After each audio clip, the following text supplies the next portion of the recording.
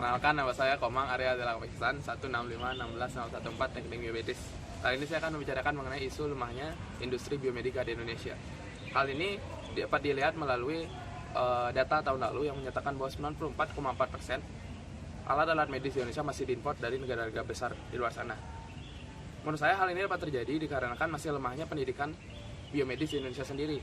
Hal itu terjadi karena hanya 3 perguruan tinggi yang mengadakan prodi biomedika di Indonesia. Bila kita melihat Amerika, salah satu negara besar pengimpor biomedis, kita harusnya lebih meningkatkan pendidikan biomedis Indonesia. Karena pada tahun 1970 Amerika mulai mengembangkan teknik biomedisnya di perguruan tinggi negeri, dan dapat kita lihat sekarang Amerika sudah berkembang di industri biomedikanya.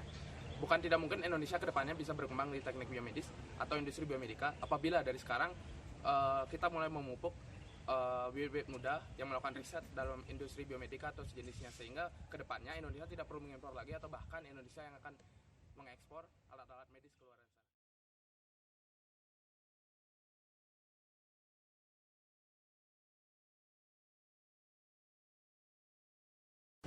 Perkenalkan, nama saya Mikal Wahyudiantama, 165-16375 dari jurusan Teknik Elektro. Seperti yang kita ketahui, bahwa pada saat ini bumi sedang mengalami krisis sumber energi. Dan seperti yang telah banyak berita tersebar, bahwa sekitar 1 tahun lagi, cadangan minyak bumi akan segera habis. Oleh karena itu, mulai dari sekarang banyak sekali research atau penelitian tentang mengkaji bagaimana cara mencari energi alternatif. Dan salah satu energi alternatif yang telah ada merupakan solar panel. Nah, di samping banyak manfaat solar panel atau pembangkit listrik tenaga surya, terdapat beberapa kerugian atau efek negatif yang ditimbulkan oleh pembangkit listrik tenaga surya. Salah satu kasusnya adalah kerusakan ekosistem. Pada tahun 2016, pembangkit listrik tenaga surya di California melaporkan bahwa dalam 1 tahun terakhir terdapat 6.000 burung yang terbunuh akibat panasnya pantulan cahaya matahari dari pembangkit listrik tenaga surya tersebut. Dan salah satu kerugian itu dapat menyebabkan ketidakseimbangan ekosistem yang ada di bumi. Nah, sampah elektronik yang dihasilkan dari solar panel yang telah tidak terpakai dapat menyebabkan polusi tanah, karena di dalam solar panel tersebut terdapat beberapa komponen atau senyawa berbahaya seperti kadmium ataupun silikon tetraklorida. Solusi dari masalah ini adalah untuk kedepannya pabrik-pabrik harus membuat sertifikasi atau standar keamanan bagi solar panel yang akan dibangun dalam tahap selanjutnya. Dan jika sudah terlanjur dibangun solar panel yang memiliki komponen berbahaya, maka sebaiknya pemerintah ataupun pihak berwenang dapat membuat suatu alat untuk merecycle bahan-bahan berbahaya tersebut.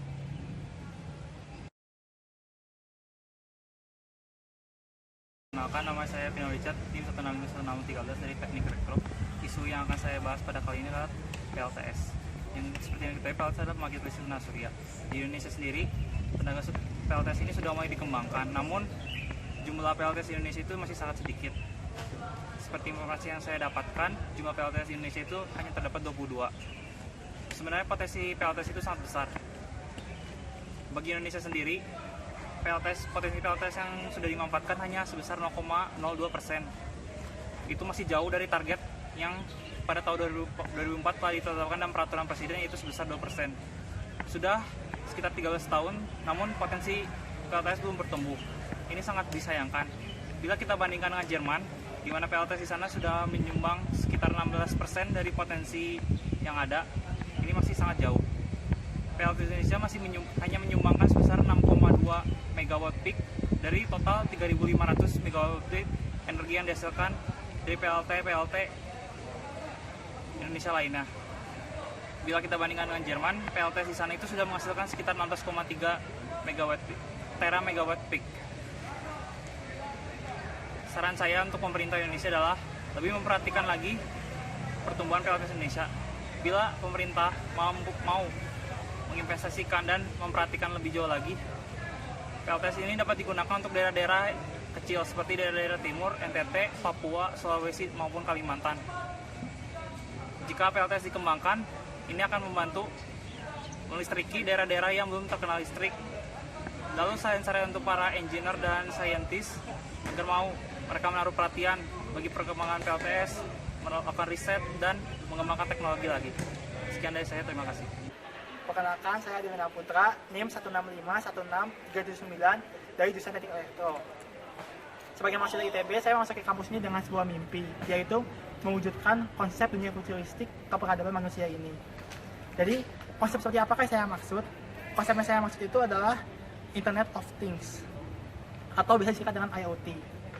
Jadi, IoT itu adalah suatu konsep di mana setiap objek yang ada di dunia ini dapat menukarkan datanya melalui internet tanpa melalui interaksi manusia.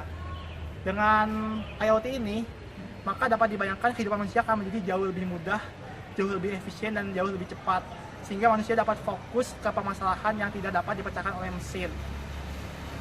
Bayangkan dengan menggunakan IoT, kita dapat mengetahui seperti informasi di jalan, apakah jalan ini macet atau tidak, dan juga dengan menggunakan IoT kita dapat mengetahui informasi cuaca dengan cepat melalui internet. Selain itu juga bahkan sampai ke hal-hal detail seperti apakah makanan di rumah sudah habis atau tidak, apakah kulkas masih terisi atau tidak, dapat diketahui dengan menggunakan IoT. Tapi dibalik dari semua kelemahan, dari sebuah kelebihan itu, IoT masih memiliki beberapa kelemahan. Dengan menggunakan IoT, semua data itu dapat ditransfer melalui internet sehingga privacy otomatis akan semakin berkurang.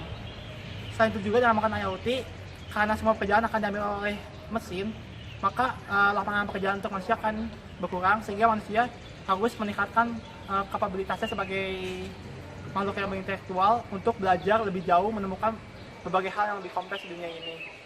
Nah, tapi saya percaya sebagai manusia, IoT ini dapat diwujudkan, diimplementasikan di Indonesia, dan suatu saat nanti IoT ini akan menjadi suatu konsep yang umum, di mana kehidupan sehari-hari kita ini akan bergantung pada IoT. Sekian dari saya, terima kasih. Assalamualaikum warahmatullahi wabarakatuh. Perkenalkan, nama saya Ibrahim Fadil, NIM 1651609 dari jurusan Teknik Elektro. Pada kesempatan kali ini saya akan membicarakan tentang permasalahan yang menghambat inovasi teknologi di Indonesia. Di saat negara-negara lain sudah mengembangkan teknologinya dengan sangat canggih, seperti dengan mobil listrik atau pesawat luar angkasa atau gadget-gadget lain yang canggih, Indonesia terkesan hanya bisa mengikuti. Bagi negara-negara itu, Indonesia itu hanyalah sebagai pasar untuk menjual teknologi-teknologi canggih mereka itu. Seperti data dari Badan Pusat Statistika, pada tahun 2014, impor ponsel Indonesia bernilai 33 triliun rupiah, salah satu yang paling tinggi di Asia. Kemudian, masalah berikutnya adalah anggaran Indonesia untuk riset teknologi-teknologi baru itu sangatlah kecil. Data dari Kemenristek-Dikti, anggaran pada tahun 2016, anggaran riset Indonesia hanyalah 0,2% dari anggaran totalnya, atau hanya 17 triliun. Walaupun angka itu terdengar besar, tapi anggaran itu sebenarnya yang paling kecil, bahkan di ASEAN. Masalah selanjutnya adalah pemerataan teknologi. Dari yang dasar seperti listrik, telepon, sampai yang terbaru yaitu internet. Data dari menurut Menteri Energi dan Sumber Daya Mineral Ignatius Jonan pada tahun 2016, ada lebih dari 2.500 desa di Indonesia yang belum teraliri listrik. Masalah berikutnya dan yang menurut saya paling penting adalah bahwa pendidikan di Indonesia itu masih sangat rendah, dengan pola pikirnya belum memantapkan kreativitas dan keinginan untuk berinovasi pada anak-anak Indonesia. Data dari UNESCO, Indeks Pembangunan Indonesia pada tahun 2015 berada pada urutan 113 dari 188 negara di di dunia. Itu adalah sebuah data yang sangat buruk. Nah, dari data-data tersebut saya bisa disimpulkan bahwa sebenarnya Indonesia ini masih belum siap untuk menjadi negara pengembang teknologi baru. Namun, kita tidak boleh diam saja, karena nilai-nilai dan pola pikir untuk berkreativitas dan melakukan inovasi harus ditanamkan sejak dini agar kita dan generasi-generasi berikutnya bisa memajukan teknologi Indonesia dan berinovasi demi kemajuan bangsa dan negara ini. Sekian dari saya, terima kasih. Assalamualaikum warahmatullahi wabarakatuh. Assalamualaikum warahmatullahi wabarakatuh. Nama saya Elzania Prima Dewi, NIM 165161186, jurusan Teknik Biomedis. Di sini saya akan membahas isu mengenai dampak perkembangan robot terhadap kehidupan manusia. Pertama, ada dampak positifnya. Robot itu dapat membantu pekerjaan manusia. Jadi dengan adanya robot, manusia itu dapat meringankan beban dari pekerjaan manusia.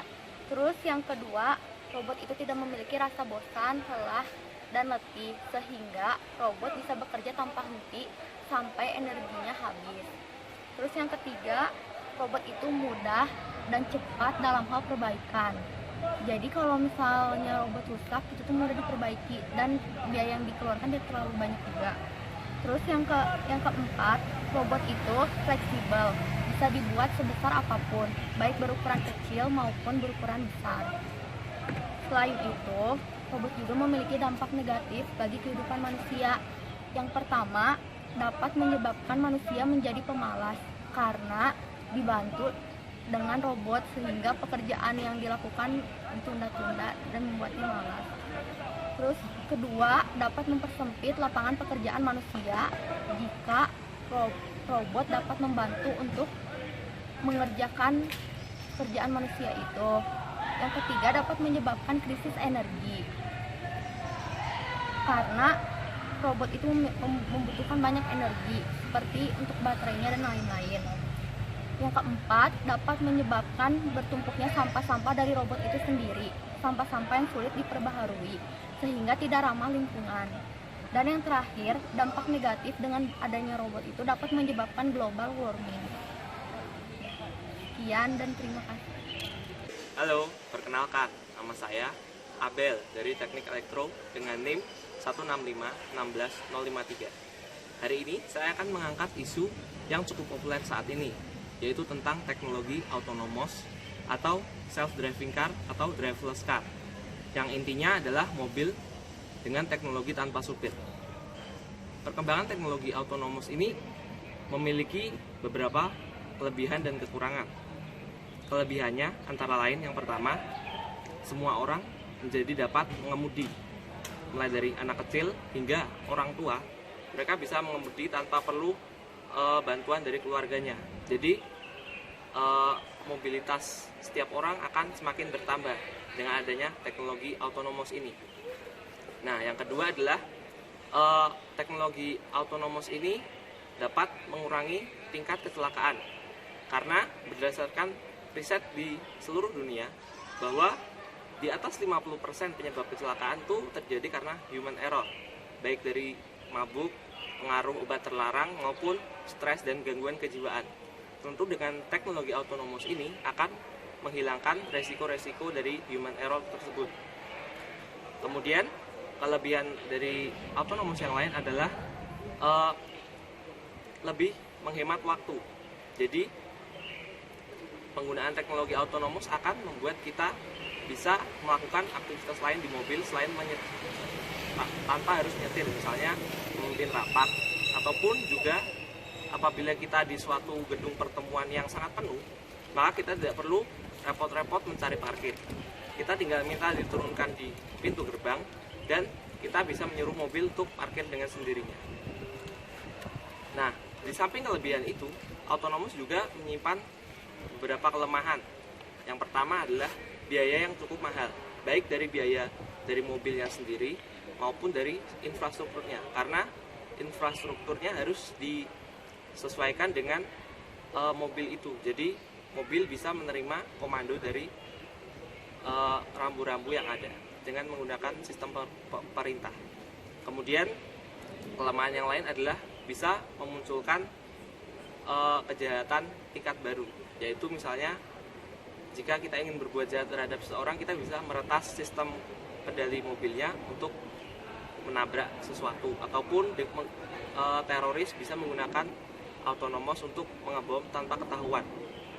Dan juga penggunaan autonomous bisa mengurangi lapangan pekerjaan dari supir pribadi, supir taksi maupun supir truk.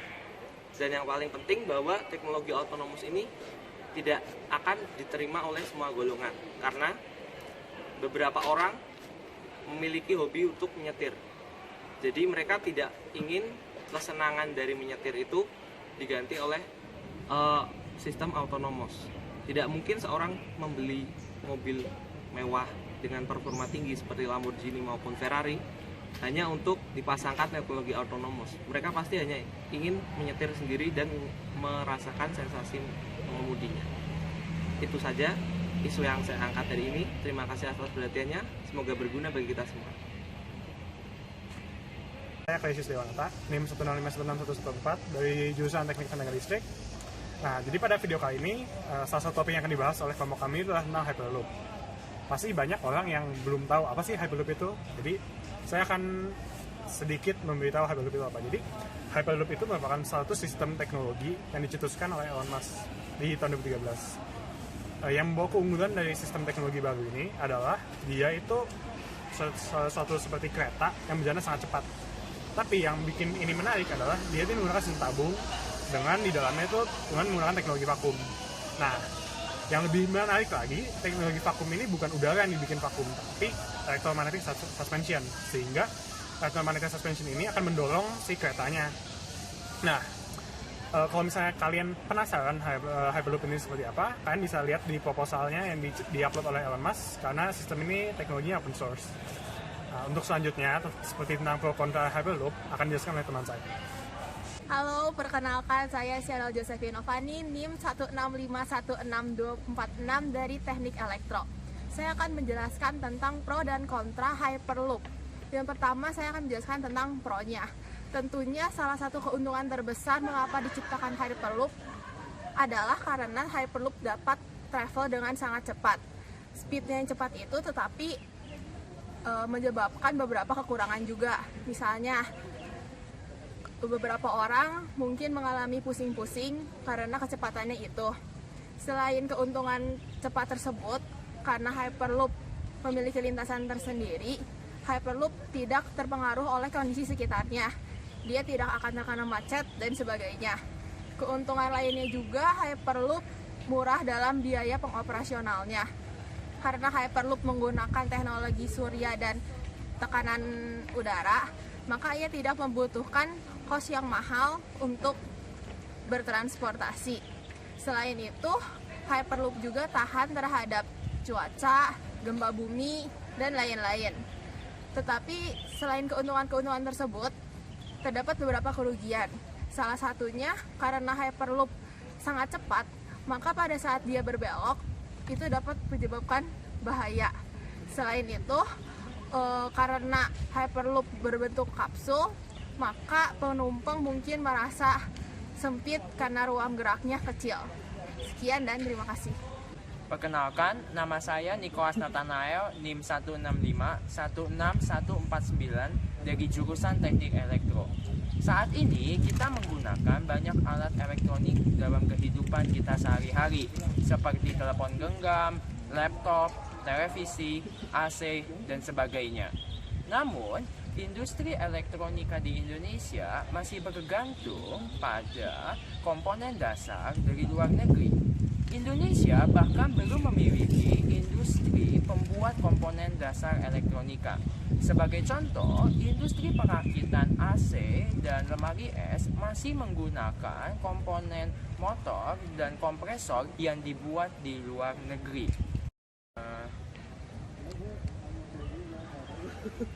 Oke, siap. 3, 2, 1. Akibatnya, industri elektronika di Indonesia tidak kompetitif karena harga jual yang tinggi akibat kurs dan resiko pada rantai pasok. Saya sebagai mahasiswa Teknik Elektro Institut Teknologi Bandung merasa prihatin dan memiliki concern terhadap kondisi ini. Saya berharap pemerintah dapat membuat regulasi atau payung hukum yang efektif yang dapat membangkitkan industri elektronika di Indonesia. Selain itu, pemerintah juga perlu membuat kebijakan yang tepat untuk mewujudkan industri elektronika Indonesia yang mandiri. Assalamualaikum warahmatullahi wabarakatuh. Perkenalkan, nama saya Syedil Ardiasto, NIM 1651670 dari EL 16. Ya. Kali ini saya akan membahas suatu isu elektronik yang bernama Neuralink. Sebelumnya, Elon Musk bersama SpaceX sudah mengembangkan sebuah transportasi modern, bahkan masa depan, yang bernama Hyperloop. Seakan tidak puas dengan pencapaian tersebut, Elon Musk kembali menginvestasikan uangnya pada suatu proyek bernama Neuralink. Neuralink ini adalah sebuah teknologi yang mengintegrasikan antara kesadaran manusia dengan teknologi komputer. Cara kerjanya, chip akan ditanamkan pada otak dan sebuah rangsangan bisa di-download melalui chip tersebut dalam bentuk sinyal. Nah, dengan cara tersebut otak kita bisa menggunakan sebuah barang, bisa menganalisis DNA, bahkan bisa menerima informasi. Ya, Neuralink ini pasti ada kelebihan dan kekurangannya. Kelebihannya, untuk pengidap penyakit Parkinson, mungkin hal ini akan menjadi kabar baik bagi mereka. Mereka bisa mengendalikan tangan, bisa merasakan tangannya, mengendalikan tangannya dengan bantuan Neuralink ini. Selain itu, Neuralink ini bisa juga untuk mengetahui informasi dari tubuh yang bisa dilakukan oleh dokter. Namun, apakah profesi kita tidak penting? Maksudku, dari Neuralink ini semua orang bisa mengakses data pikiran kita. Selain itu, apabila ada hacker, apakah mereka dengan bebasnya bisa memasukkan virus kepada chip dalam otak kita? Lalu, apakah pemerintah bisa mendownload semua pikiran kita atau mengendalikan tubuh kita? Perkenalkan, nama saya Sandi Gunawan, NIM 165160667 dari Teknik Elektro, kelompok 10 MBC. Pada kesempatan kali ini saya ingin menjelaskan tentang bionik. Nah, bionik ini merupakan penggantian dari sebagian anggota tubuh manusia dengan perangkat elektrik untuk mengembalikan fungsinya. Nah, di sini bionik ini dapat mengembalikan fungsinya dengan diganti. Tetapi beberapa itu tidak sepenuhnya menjalankan fungsinya. Seperti misalnya tangan atau kaki, mereka masih terhubung ke internet sehingga kita untuk menggerakkannya itu tidak langsung menggerakkan sendiri. Akan tetapi seperti mata, dia langsung menghubungkan ke saraf retina sehingga langsung akan muncul gambaran dari objek yang dilihat. Nah, fungsi bionik ini sangat terlihat bagi orang-orang yang kehilangan misalnya sebagian tubuhnya, tangan atau kaki, baik bawaan lahir ataupun karena suatu kecelakaan. Selain itu, ada kelebihannya lagi. Jika dikembangkan lebih lanjut, bionik ini malahan dapat mengembangkan tubuh manusia melebihi batas kemampuan manusia. Seperti tangan yang membuat kita, bisa jadi membuat kita dapat mengangkut barang lebih banyak, lebih kuat. Kaki dapat berlari lebih cepat, ataupun yang lainnya. Nah, tapi kelemahannya ada terletak seperti untuk tangan dan kaki, karena terhubung dengan internet, bukanlah tidak mungkin seseorang dapat meretas jaringannya dan mengendalikan tangan seorang lain. Ya, sekian tentang bionik dari saya. Terima kasih. 1651631 dari EL ingin membicarakan sedikit tentang perkembangan kuantum komputer di dunia. Sedikit tentang kuantum komputer adalah komputer yang berbasis kuantum yang memang memanfaatkan sifat-sifat kuantum mekanik yang bisa berada dalam posisi 1 dan 0 secara simultan, secara bersamaan. Dan itu sangat unik karena kalau dalam komputer biasa atau dalam mode bit itu 1 atau 0, bukan 1 dan 0. Ini bisa berjalan bersamaan. Ini yang kita sebut dengan qubit yang nanti akan berubah menjadi QD dalam perkembangannya. Kuantum komputer sendiri sejak tahun 1970-an dipropos mengenai sifat-sifat kuantum yang bisa dalam hitungan, di mana dikatakan ada dalam n qubit hanya bisa mengandung n informasi. Dan itu akhirnya tahun 1980 salah satu ilmuwan dari MIT mempropos tentang kuantum komputer secara logis, dan akhirnya dimulailah riset tentang kuantum komputer. Pada tahun 98 sendiri, kuantum komputer itu sangat lemah, mungkin hanya bisa melakukan setara dengan kalkulator. Namun sekarang, seperti yang dilakukan oleh Google beberapa bulan yang lalu, kuantum komputer telah mencapai titik yang disebut dengan 46 qubit, di mana 46 qubit ini setara dengan superkomputer, kira-kira mungkin 40.000, ya mungkin puluhan ribu teraflops. Itu power yang sangat cukup untuk melakukan komputasi khusus, yang dimana superkomputer bahkan melakukannya dengan sulit. Misalnya kriptografi, misalnya untuk membuat sistem keamanan yang sangat tinggi atau membobol sistem keamanan yang sangat tinggi dalam kebalikannya, dan sistem-sistem perakiraan, simulasi-simulasi tingkat tinggi yang sangat susah untuk dilakukan oleh komputer-komputer biasa. Nah, kuantum komputer ini sangat menjanjikan karena dia dalam jumlah yang sedikit bisa membuat power yang sangat tinggi. Kita bayangkan saat ini komputer kuantum itu masih berbasis qubit, namun sudah mulai ada riset yang disebut dengan qubit, yang itu bisa membuat kemampuannya adalah 2-10 kali dari qubit itu sendiri. Bayangkan kita mempunyai 4 qubit, itu setara dengan 40 qubit, yang itu setara dengan superkomputer yang bahkan Indonesia aja gak punya mungkin. Dan ini sangat menarik karena bayangkan kita bisa di masa depan punya komputer yang sangat-sangat kuat untuk setiap orang.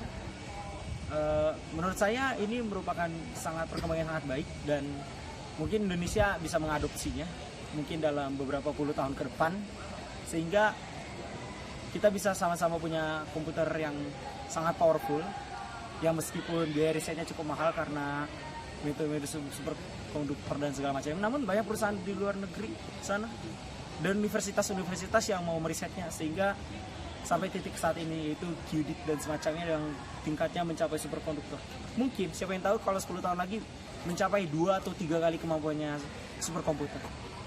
Sekian, terima kasih. Nama saya Dewanti Giovanni, NIM 165161134 dari jurusan Teknik Biomedis. Pada kesempatan kali ini saya akan menjelaskan dan menceritakan tentang isu dari alat kesehatan yang bernama Lecal.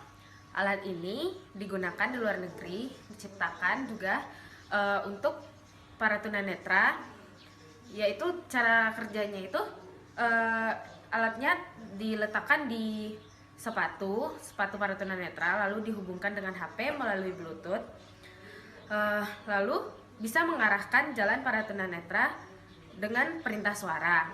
Nah, pada hal ini Indonesia masih sangat tertinggal dibandingkan luar negeri.